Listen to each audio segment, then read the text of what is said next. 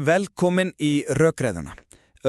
Hugsaðir sko að þú sért að lesa svona mikilfenglegan fornan sagnabalk, þú hefur fylgst með hetjunni í mörg hundruð blaðsíður. Og öll lofórð, allar spáðómsvísanir benda til þess að hún muni sigra óvinil með glæsibrag, hún á að reisa ríki sitt og steypa kúkurum af stóli. Já, típisk, episk hetjusaga. Nákvæmlega.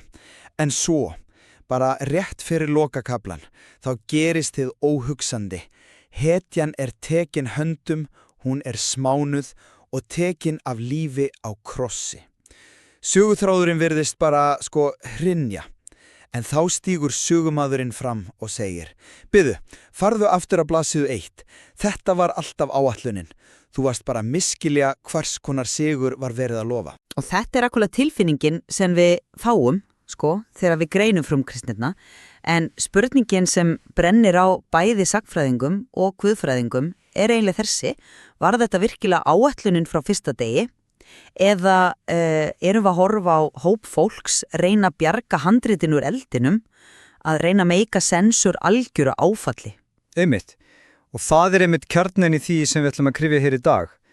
Við ætlum að greina hvernig frumkristnin túlkaði og umbreyti hugmyndum þjáningu og frelsun. Við byggjum þessa umræðu á biblíuskýringum Marie Noel Thabut af bloggi Thierry Jalas, sem skrifað voru fyrir 3. sunnudag í páskum núna árið 2026. Já. Þannig að við stöndum frammi fyrir þessari mjög skýru kjarnaspurningu. Kristni boðskapurinn krossin og upprisuna hnökralaus, rökrétt framhald af loforðum Gamla testamentisins? Eða að ræða djúpstæða, afturvirka endurtúlkun til að útskýra eitthvað algjörlega óvænt? Ég mun færa rök fyrir því að þessi atburðarás sé hrein og rökrétt opinberun á ókeypis kærleika Guðs sem uppfyllir sannan anda ritningana. Já, á meðan ég mun halda því fram að sögulega og textalega séð þá sjáum við algjört rof. Ég tel að frumkristni menn hafi grundvallar atriðum þurft að endurskrifa og umbreyta merkingu eldri texta af því að þessi krossfesting var svo gífurleg hugmyndafræðilega krísa. Ég viðurkenni alveg að þegar maður lítir á þetta svona yfirborðskennt, þá hljómar þetta kannski eins og stórkostleg eftiráskýring. Það auðvelt að halda það. Mjög auðvelt. Okay. En þegar við lesum textana sem Thabut greinir og þá sérstaklega frásögnuna af Emmásförunni í Lúkasi 24 og svo fyrra Pétursbréf, þá blasir við algjörlega gríðarlega samfella. Krossin var ekki eitthvað slys, það var ekkert vinnuslys hjá Guði. Thabut sýnir okkur að þjáningum Krists var ekki eitthvað viðskiptaleg krafa eða repsíjarnt verðleikarkerfi. Það var ekki verið að greiða blóðgjald, skilurðu. Ok, en? Hún þar óhjákvæmleg birtingarmynd hins æðsta kærleika. Kærleikurinn hreinlega þurfti að ganga alla leið inn í mannlegt hatur og dauða. Og þetta nákvæmlega það sem kærleiksríkur Guð, sem dæmur án manngreinarálits, hefur alltaf staðið fyrir allt frá dögum spámannanna. Þannig að þessi svokallaða náð, þessi ókeypis dvalarstaðar í trúni, var alltaf til staðar. Það voða auðvelt að hrífast af þessari fallegu hugmyndum fullkomin kærleika, ég gefur það. En ef við tókum skref aftur á bak og horfum á sögulega veruleika og ekki síst bara mannlega sálfræði, þá þessi samfesting tilbúningur. Tilbúningur? Finnst þér það ekki sterkt til orða tekið? Nei, eiginlega ekki. Vegna þess að krossfestingin var ekki bara dauðsfall. Í rómerska heiminum var krossin úthugsað tæki til að eyða ekki bara lífi mannsins, heldur allri reisn hans. Hann átti að sýna að manneskan væri algjörlega yfirgefin og einskisvirði. Hugmyndin krossfestan Messías var hrein og klár þversögn við allar hefðbundnar væntingar. Það sem við erum að horfa á hérna klínísk dæmi hugrænt misræmi eða cognitive dissonance. Það svipaða fólk sem tapar öllu sem á í einhverja píramíðasvindli, í staðinn þess að viðurkenna að það var blekkt, þá býr það til flókna samsæriskenningu að þetta sé í raun dulin langtíma fjárfesting. Frumkristnir voru, í svo miklu áfalli að þeir þurftu að finna upp nýja ramma utan það. En skoðum þá nákvæmlega hvernig þá rammi var kynntur. Við erum ekki að tala um fólk sem lokaði sig inn í herbeggi og bjó til samsæriskenningu og rengu. Förum bara bent í Lúkasar guðspjall. Þessa frásókn á lærisveinunum tveimur sem ganga í átt til Emmaus. Við verðum eiginlega að sjá þá fyrir okkur. Já, þeir eru á flótta í rauninni. Nákvæmlega, þeir eru pemsamega niðurbrotnir. Þeir eru að labba burt frá Jerúsalem, burt frá allri von. Þeir eru að segja svona uppgjafalega, við vonuðum að hann væri sá sem leysa átt Ísrael. En svo slæst þessi ókunningi maðurinn fyrr með þeim, sem náttúrulega Jesús rísin upp, þótt þeir kveiki ekki strax. Og hann spyrir þá beint, átti Kristur ekki að líða þetta til að ganga inn í dýrsina? Já takk, átti ekki að líða þetta. Þessi svokallaða nauðsyn nákvæmlega það sem ég að gagnrýna. Þetta guðfræðilega rekfærsla smíðið eftir á. Það var engin sögulega nauðsyn fyrir þessu stríðstóli. En byggir stöldrum aðeins við þessa nauðsyn, því það bútt greinir þetta alveg dásamlega. Hún bendir á frönsku notað orðalagið il fallait, sem þýðir það var nauðsynlegt. En hún tekur mjög skýrt fram að þetta snýst ekki guðlegt bókhald. Hvernig þá? Hún talar að það séu engin balans, merit, arithmetic, engin reikningsskil eða viðskiptajöfnur. Þjáningin var ekki nauðsynlega fyrir að Guð þurfti blóð til að fyrirgefa.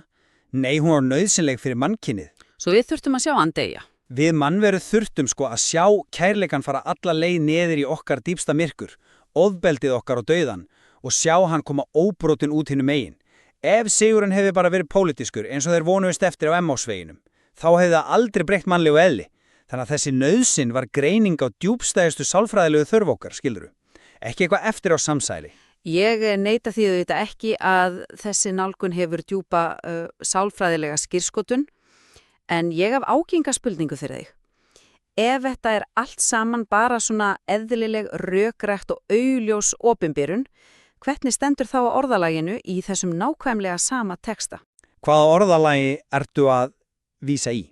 Lúkas skrifar beinum orðum að það hafi þurft að opna augu lærisveinanna til að þeir gætu skili ritningarnar. Ef leksjan lá allan tíman skýr fyrir í Mósebókunum, af hverju gátu aðkufustu fylgjendur hans ekki lesið þetta? Orðalagið sjálft gefur til kynna inngrip. Þeir gátu ekki séð þetta án þess að fá glænýju gleraugu. Þetta nákvæmlega eins og að horfa á bíómyndi tvísvar. Hvernig meinar þú það? Þú veist, í seinna skipti sem þú horfir á spennumynd, þá sérðu allar vísbendingarnar að aðalpersonan var sek.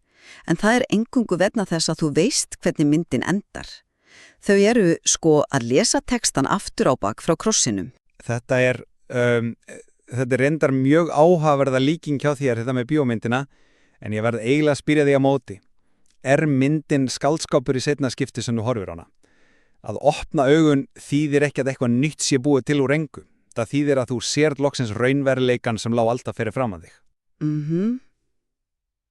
Ég veit ekki.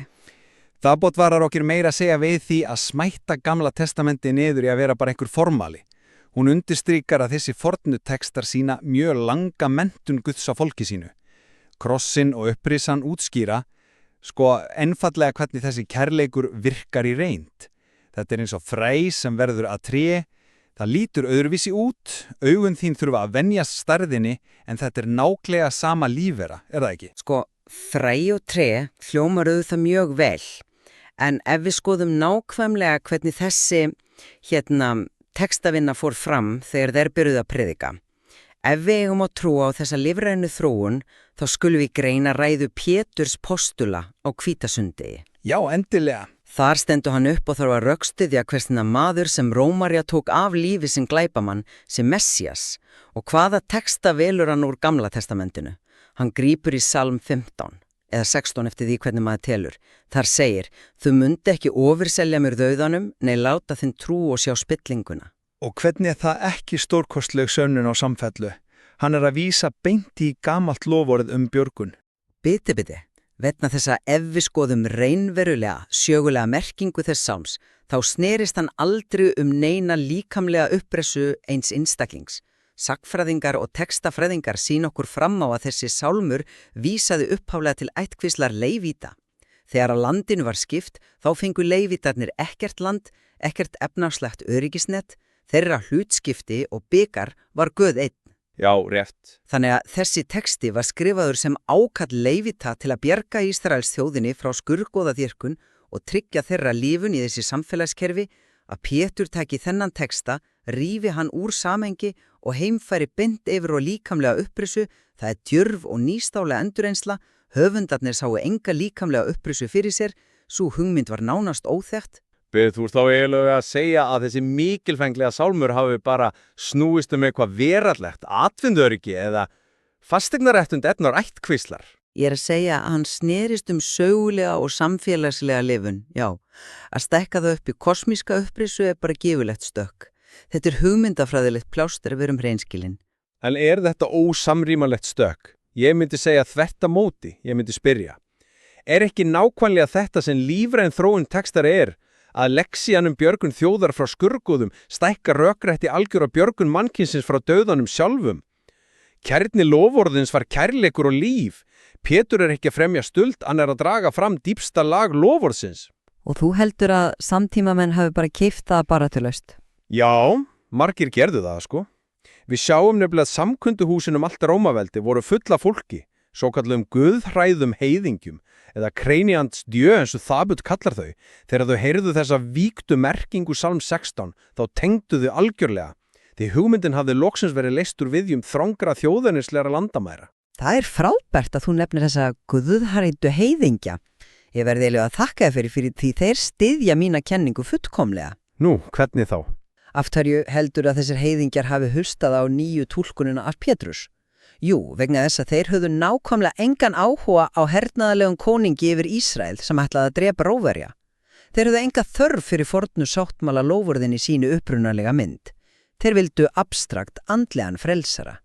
Og það færir okkur beint að því hvernig þetta nýja tungumál var mótað nánast markasett fyrir þá. Og ef við skoðum greiningu Þabuts á fyrstu Pétursbrefi sem beinist einmitt að þessum hópi. Gjörna.